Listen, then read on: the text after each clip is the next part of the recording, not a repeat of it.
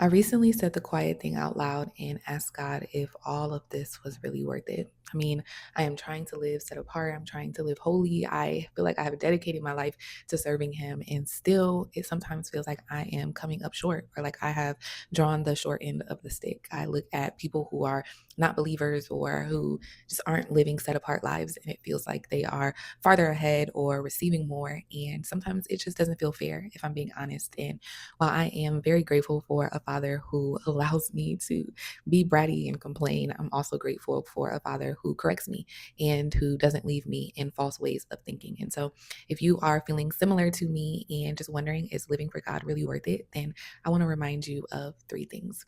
Number one, I want to remind you that your good is only good because of God. Philippians 2:13 through 14 says, "For it is God who is all the while effectually at work in you, energizing and creating in you the power and the desire both to will and to work for his good pleasure and satisfaction and delight. Do all things without grumbling and fault finding and complaining against God and questioning and doubting among yourselves."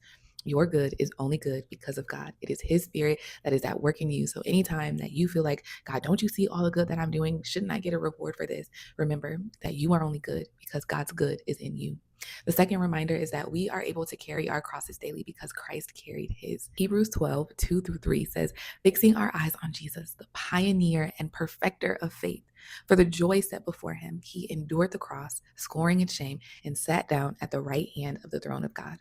Consider him who endured such opposition from sinners, so that you will not grow weary and lose heart." If you find yourself, like I was, growing weary, losing heart, wondering if this is all worth it, remind yourself that I am able to carry my cross daily because Christ carried his. And the last reminder is that pride comes before the fall.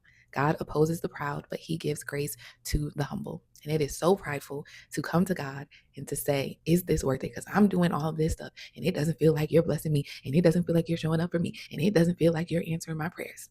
And the truth is that if God did not do another thing for you and I, he did enough when he sent his son Jesus to die on the cross for our sins. So anytime you find yourself asking, is this all worth it? I want you to remember that Christ thought you were worth it enough to endure the cross so you can endure too. Bye.